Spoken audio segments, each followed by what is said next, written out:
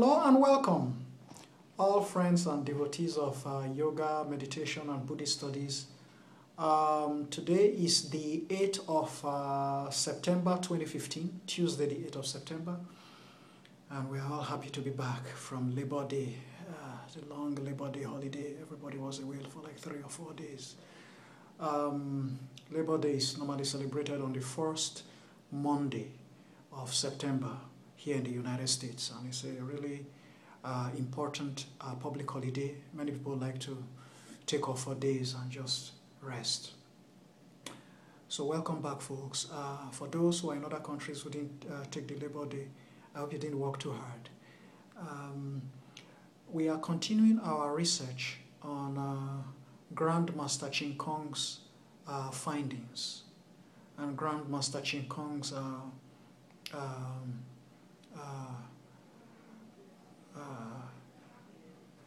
work, very great work that Grandmaster Ching Kong has done for many years. Grandmaster Ching Kong is one of the top leading Buddhist authorities of our time. He was born in 1927, became a monk shortly thereafter, and he has been working very hard, delving really deeply into ancient Buddhism to try to find out a lot of truth, because Buddhism is nearly 3,000 years old, and a lot of scholars, researchers, many people have just misconstrued Buddhism, misunderstood Buddhism, and most of what you may be seeing around regarding Buddhism is not really what Buddhism was at the time of Buddha. The picture, the image that you might have, the impression you might have of the Buddha nowadays is a wrong impression of who the Buddha actually is. So this is why Grandmaster Ching Kong has taken all that pains to really go back and do a lot of research. And starting from Buddhism as an education, if you really studied that book, you would have found out a lot of discoveries that Grandmaster Ching Kong published regarding who precisely the Buddha is. Buddhism actually is an institution. Buddhism is what you can say, a universal institution of advanced or special learning. This is really what Buddhism is. Buddhism is not a religion at all, and Buddha is not a god. So this is why you really have to delve, really try to get a lot of Grandmaster Ching Kong's work and really study them carefully, and you find from the work we've been doing for the past maybe 6 weeks or 4 weeks thereabout, we've been working on this now for quite a while. A couple of weeks right back, you'll find that Buddhism is not a world religion, and you'd have been given the wrong impression that well, Christianity is world religion number 1 with about 2 billion people. Islam is world religion number 2 with about 1.5 billion. Hinduism is world religion number 3 with about 1 billion. And Buddhism stands there as world religion number 4 with 0.5 billion. This is just nonsense. It doesn't make sense. It's rubbish. Christianity may be world religion number 1. Islam may be world religion number 2. Hinduism may be world religion number 3 because they have to do with devotion to gods. Christianity, God is defined clearly in the Old Testament, New Testament. God is worshipped. Islam, Allah, Muhammad is the Rasul of Allah, Prophet, Messenger of Allah. God is worshipped. Hinduism, gods are worshipped. Buddhism, no, that's not what we do in Buddhism. Grandmaster Ching Kong points out there are several schools that do that nowadays and seem to be worshipping Buddha or something, but that's a wrong impression. That's not what Buddhism is. The Buddha, just as I'm teaching you now, and then 500 years from now you see people worshipping Dr. Aburime, it doesn't make sense. Christopher Aburime is not a god. I'm just teaching you what I've learned from Grandmaster Ching Kong, or maybe 100 or 200 years from now, people begin to worship Grandmaster Ching Kong. It's nonsense. So the Buddha, of course, that's not to say that the Buddha was an ordinary prince or ordinary person. The Buddha was a prince, a great prince. His father was a king in a northern part of India. He was very distinguished. He went to school. He had excellent grades in school. He was recognized as an extraordinary student right from the beginning. He was the best student in the schools he went to. He really shot high. He was a straight sharp student. Okay, I can compare him with Bill Gates. I always try to compare him with Bill Gates. Bill Gates was a first-class chap. He got to Harvard University, he had straight, sharp grades there in his SAT. He got into Harvard first year, and he was still working on computers. And then second year, he left Harvard University and went straight into computer programming. And today, Bill Gates is the richest man in the world. Bill Gates is worth about $80 billion. And then, 100 years from now, somebody begins to worship Bill Gates and say, well, Bill Gates is God, and Microsoft and computer programming is a religion. Nonsense. Doesn't make sense. It's rubbish. So Bill Gates is a genius. He's the wealthiest man in the world. He has sold Microsoft. He's made about $80 billion.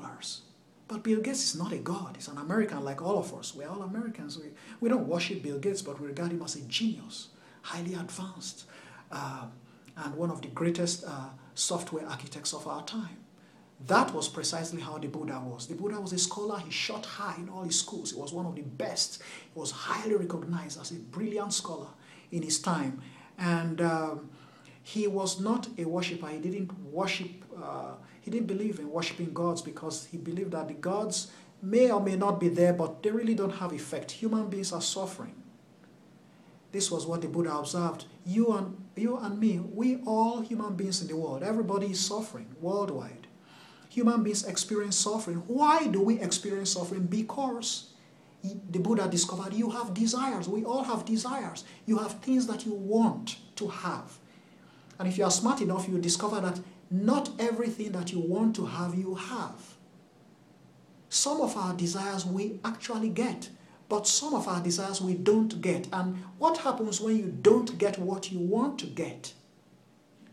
That's suffering. That's what Buddha discovered was suffering. So Buddha discovered that it's our desires, our craving, that's responsible for the suffering. And that when we maintain more discipline, more self-control, we don't really need all these desires. You can cut down all these desires and thereby reduce your suffering to a minimum. And these are some of the basic teachings of the Buddha. So the Buddha taught people, human beings, how to control yourself more, cut down on your craving, your attachments and desires. These are the chief, it's like a disease, the Buddha calls them. It's like a sickness. It's like AIDS. It's like cancer. It's like Ebola. And the Buddha was just like a very smart doctor, a brilliant doctor who did a lot of research, as the doctors are doing, or trying to cure cancer. He discovered that all human beings are plagued by suffering. So what are the people going to do about cancer? What are they going to do about AIDS? Well, the doctors have to find some kind of medicine that is going to cure the AIDS or the cancer, Ebola that just broke out in West Africa last year. So, well, doctors have to get into the research laboratories and work out some formulas on medicine that is going to cure Ebola. That's precisely what the Buddha did. That has nothing to do with God. So Buddhism has absolutely nothing to do with God. The Buddha was concentrating on suffering as it plagues humanity completely. Suffering is like Ebola, it's like AIDS, it's like cancer, it's a disease that plagues humanity. And what shall we do about suffering, to extirpate suffering from humankind? This is the basic work that the Buddha concentrated on all his life. And all of what you call Buddhism is really targeted at removing suffering from humankind. Can you imagine if you were free from suffering? If you didn't have to suffer at all, if you didn't have to feel pains at all, you didn't have to get depressed, you didn't have to have craving after things and getting, suffering because of that. Life would have been much more, it would have been really nice. Okay? So this is what Buddhism is all about. It's about removing suffering from humankind. When suffering is removed from human experience can be so beautiful without suffering. And with suffering, it can be so disgusting. So for those who are new, I would like to refer you to my several websites which I have actually attached to these videos. There are websites attached to these videos, so you don't have to bother at all. All you have to do is go to those websites. You have To Understand Buddhism is the book we are currently reading in our discussion forum and lecture. Go to that book, go to page 36, and I'll read from the last paragraph of page 36 to understand Buddhism by Grandmaster Ching Kong. So I'm going to go through the last paragraph there and probably 37 as well. Buddhas and Bodhisattvas are our best role models, while we are to be good role models for others who are not Buddhists. This is the spirit of Buddhism, using our own behavior to influence and benefit others, thus promoting Buddhism. We do not teach others in the formal sense, but simply let them observe us. Thus, our daily conduct and practice can unobtrusively and imperceptibly help to influence and change others, like Buddhas or Bodhisattvas manifesting in this world to teach sentient beings. Now we're proceeding to a sub-chapter or sub-heading here. The three learnings. The third guideline is the three learnings. Self-discipline, concentration, and wisdom. The three learnings summarize all the teachings from Buddha Shakyamuni and all the Buddhas in the past, present, and the future as well. The great canon of sutras is divided into three sections: sutras, vinaya or precepts, and sastras or commentaries. Sutras include the teachings of meditation. Vinaya includes the teachings of self-discipline or precepts. Sastra includes the teachings of wisdom. These three learnings of self-discipline, concentration, and meditation present or represent the core of the Buddha's teachings. The teachings of precepts place most emphasis on rules, regulations, and laws. The earth has 4 seasonal changes: spring, summer, autumn, and winter. We need rules and laws to successfully interact with people and matters, thus enabling the members of society to enjoy a wonderful and fulfilling life. This is exactly what the Buddha is trying to accomplish for humanity. There's no point living a half life or a one-third life when you can have a full life. Without suffering, this life could be very enjoyable. That's why the Buddha spent most of his life trying to find out the solutions to suffering. And this is what Buddhism is all about. Buddhism is like a research institute. It's an institution. I call it a universal institution of special learning. Universal institution of special learning. That's what Buddhism is. It's not a religion. It has nothing to do with God or worship of gods. The Buddha never taught anybody about God or worship of gods. The Buddha taught the people about suffering, just like doctors teaching people in a community about AIDS, cancer, and the research they have done in extirpating or eradicating AIDS or cancer. That's exactly what the Buddha did. He brought out the problem. This is the disease that plagues you all, human beings. It's called suffering. And as a researcher, these are my experiments. These are my findings. Try this medicine. Try it.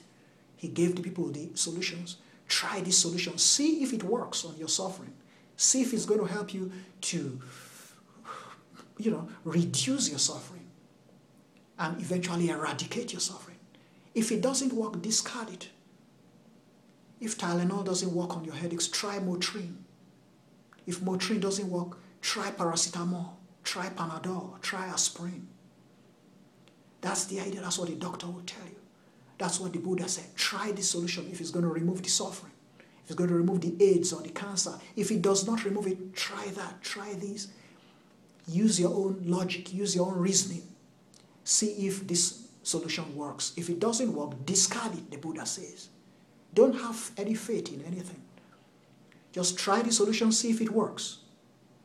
See if it's the desires that we have that cause suffering. If it's the desires, then reduce the desires that you have. and see if that works, if that reduces your suffering. If it does not, then don't do it. You can increase your desires and see if it helps. If I gain the whole world, that may solve the problem of suffering. If it does not, then maybe if I, cut down my desires, that may work.